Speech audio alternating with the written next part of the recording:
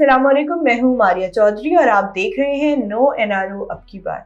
नाज़रीन, तकरीबन पिछले 5 साल से एक केस चल रहा है जिसका कुछ बन नहीं रहा। जैसे बाकी केसेस का कुछ नहीं बन रहा, उस केस का भी कुछ नहीं बन रहा।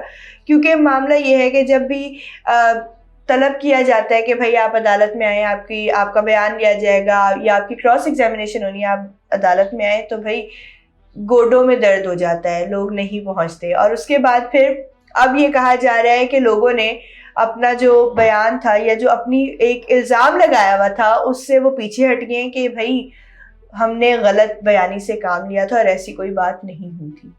अब किस बारे में मैं बात कर रही हूँ, थोड़ा बहुत तो हो सकता है समझ आ गया हो, लेकिन नहीं भी आया तो मैं बताती हूँ। मीशा शफी और अली जफर के हवाले से मैं बात कर रही हूँ। 2018 में नाज़रीन एक मुहिम चली थी, मी टू, यानी कि हैरेसमेंट के बारे में वो मुहिम थी और सब अपनी अपनी स्टोरीज लेकर सोशल मीडिया पर आ गए थे कि हमारे साथ उस वक्त में ये हुआ था, हमारे साथ उस वक्त में ये हुआ था। तो मीशा शफी ने कहा कि एक डिनर के दौरान अली जफर ने उनको हैरेस किया था और उसके बाद फिर वो उन्होंने ट्वीट की। 2018 में उन्होंने वो ट्वीट की थी कि भाई ये इंकशाफ किया था कि अली जफर ने उनको हैरेस किया है।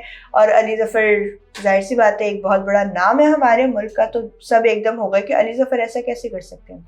उसके बाद फिर अली जफर ने डिफेमेशन केस किया मीशा शफी पे कि इन्होंने गलत बयानी से काम लिया है, इन्होंने मेरे ऊपर इल्ज़ाम लगाया, और फिर वो सारा मामला चलता रहा।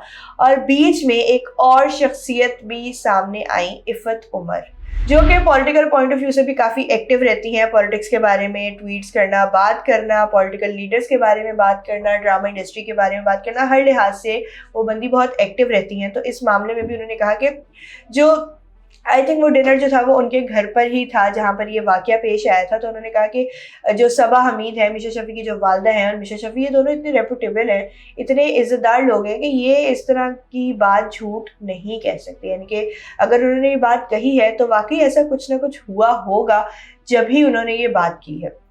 तो खैर ये सारा मामला चलता रहा। फिर इफ़त उमर, जाहिर सी बात है, आप जानते ही हैं कि अगर कोर्ट में कोई मामला लाया जाता है और उसमें कोई गवाह या कोई भी XYZ माइनर भी किसी का अगर उस केस से कोई रेलिवेंट बन रहा है, माइनर सा भी कोई अगर स्ट्रिंग जुड़ रहा है उस केस से, तो उसकी भी यानी कि हिस्ट्री निकाल दी जाती, कच्चा चट्टा खोल दिया जाता है। तो इसी तरह कुछ इफ़त उमर के साथ भी हुआ।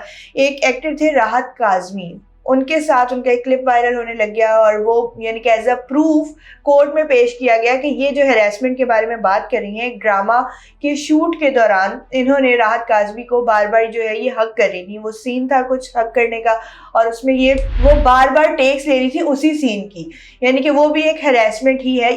इस तरह की नाज़रीन बात की गई थी जिसपे इफ़त उमर ने मतलब वो बात मजाक में लगी कि भाई राहत काज़मी ने तो मेरे ऊपर कोई केस नहीं किया ना हैरेसमेंट का, वो जो भी था मेरा मामला था, राहत काज़मी ने ऐसा कोई केस मुझ पर फाइल नहीं किया कि मैं उनके साथ हैरेसमेंट कर रही थी या कोई भी उन्होंने ऐसी वैसी बात नहीं की, तो आप उस चीज़ को क्यों ला रहे हैं सामने। लेकिन वो बात पॉप अप हुई थी।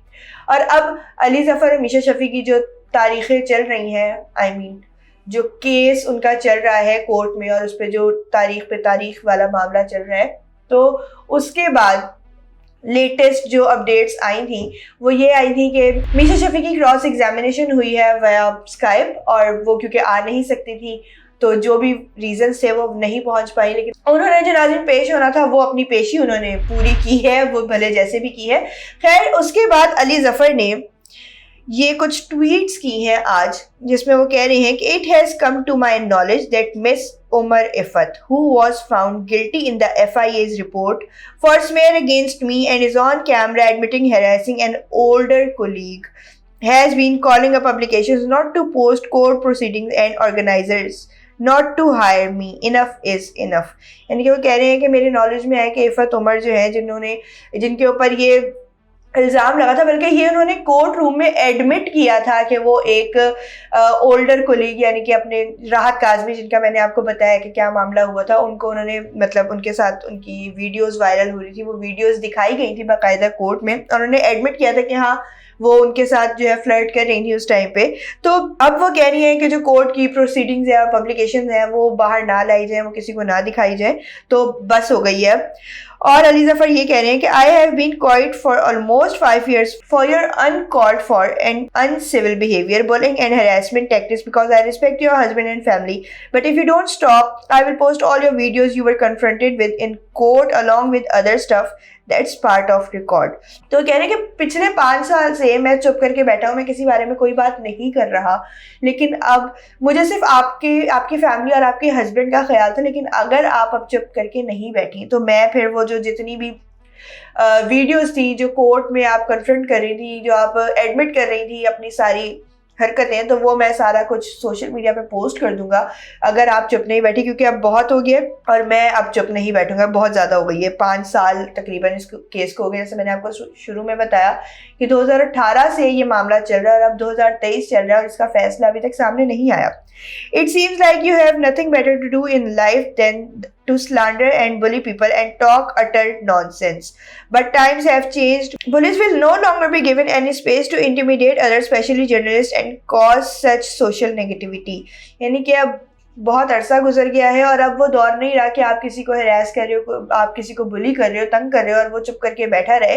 तो अब ऐसा नहीं होता, अब हर कोई इस बारे में बात करेगा अगर आप उसको तंग करोगे तो इसलिए आपको जो है ना, आपको तो और लगता है कि कोई काम नहीं है ज़िंदगी में, तो इसलिए, लेकिन दूसरों को काम है। और अगर आपने इस तरह की अब दोबारा बात की, किसी भी तरह की बुली किया किसी को या कुछ भी कहा, तो फिर आपके लिए अच्छा नहीं होगा। और नाज़रीन वो ये कह रहे हैं कि you should be ashamed of yourself of causing distress to the women in my family and my father, your favourite teacher in Punjab University, also a cancer survivor, someone who protected you from harassment in uni. If you had any decency, you would come and meet him and ask him the truth of the matter.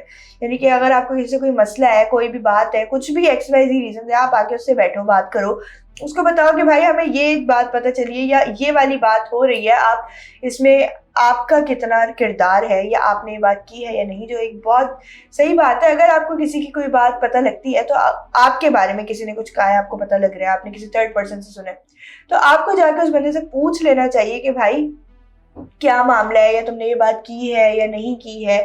लेकिन आपने ऐसा नहीं किया और आपको insult नहीं करनी चाहिए किसी की। उसके अलावा वो कह रहे हैं they just can't handle the fact that the person they vouched for and fought for blindnessly was caught lying in court, now how do they save face all the activism down the drain. यानी कि वो कह रहे हैं कि जिस खातून के लिए वो अंधी हो के उसकी फेवर कर रही थी, उसके लिए लड़ रही थी कि भाई उसके साथ गलत हुआ है, वो अब कोर्ट में गिल्टी प्रूफ हो चुकी है, तो आप अब क्या करेंगी?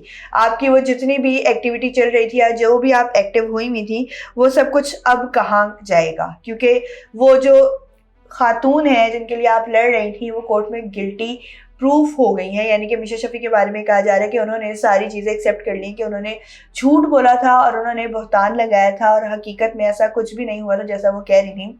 और वो कह ये रही थी कि अली जफर ने उनके साथ हरासमेंट की है और ये सारी बात एक बहुत प्रोपेगेंडा चल रहा था। तो उन्होंने कहा कि भाई ये सारा कुछ फेक है, और मतलब फेक तो क्या ही है, ये सब कुछ एक बहतान था, मैंने गलत बयानी से काम लिया था। तो ये सारी बात चल रही है।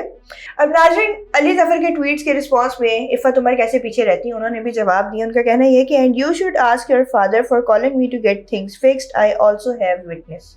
यानी कि उन्होंने कहा है कि आपको अपने वालिद साहब से पूछना चाहिए जिन्होंने मुझे बोला था कि चीज़ों को जो है ना संभाल लिया जाए, चीज़ों को फिक्स कर दिया जाए, क्योंकि मैं चश्मदीद गवाह थी और मैं विटनेस थी कि जो भी सारा मामला हुआ था। उसके बाद वो कह रहे हैं ब्रिंग इट ऑन लूजर, यानी कि ठीक है बोलते रहो तुम जो भी तुम कहना चाहते हो। और फिर वो कह रही है will you stop lying, what bloody campaign against you, who the hell you even are, prove it in courts loser and yes enough is enough. तो वो कह रही है कि कौन सी कैंपेन मैंने आपके खिलाफ चलाई है और कौन सी मैंने आपकी शान में गुस्ताखी कर दी और आप हैं कौन। और ठीक है आप जो भी करना चाहते हैं करें और कोर्ट में प्रूव करें। हाँ बस जो आपने कहा है इनफ इज इनफ, तो इनफ इज इनफ। तो ये सारे उनके रिस्पॉन्सेज आ रहे हैं जिसपे लोग कुछ इस टाइप के रिप्लाई कर रहे हैं, कमेंट्स कर रहे हैं कि अदनान यूसुफ एक ट्विटर यूजर हैं जो कह रहे हैं मौसूफा ऊपर से मजबूत बन रही हैं, अंदर से जान निकली हुई होगी। उसके बाद नौरीन रुफ्ताज खान कह रही हैं हाँ आंटी कब्र में आपकी टांगे हैं, आप अली जफर को नहीं जानती। फरहीन बासित कह रही है चलो अनारकली, हर मर्द इमरान खान नहीं होता, अब कोर्ट घसीटेगा तुम्हें। तो ये सारी बातें नाज़रीन सामने आ रही है। ये जो अली जफर के ट्वीट्स थे उस पर इफ़त उमर का रिस्पांस और उस पर लोगों का रिस्पांस, तो यानी कि जो एक मामला 2018 से चलता आ रहा है 2023 में भी अभी तक वो चल रहा है। और कुछ लोग बीच में यूं भी कह रहे हैं कि भाई इतना ही मसला है, एक दूसरे से कॉल करके एक दूसरे को जो भी कहना है कह लो, यहाँ पर सोशल मीडिया पर अटेंशन क्यों ले रहे हो। तो हर तरह के लोग होते हैं, कुछ लोग इफ़त उमर को सपोर्ट कर रहे हैं, कुछ अली जफर को सपोर्ट कर रहे हैं, कुछ कह रहे हैं कि भाई अपना मामला खुद निपटाओ, हमारे सर में क्यों दर्द लगाए। भी हम उम्मीद करते हैं कि ये मामला जल्द से जल्द निपट जाएगा, क्योंकि अभी तक तो ये केस मतलब एक होता है ना कि उलझता जा रहा है, तो बस सुलझने में नहीं आ रहा। तो उम्मीद करते हैं कि ये जल्द से जल्द केस सुलझ जाएगा और जो भी इनोसेंट है उसको उसका इंसाफ मिलेगा। और इसी के साथ नाज़रीन मुझे दीजिए इजाजत, मिलते हैं नए प्रोग्राम में नए मौजू के साथ, तब तक के लिए अल्लाह हाफिज।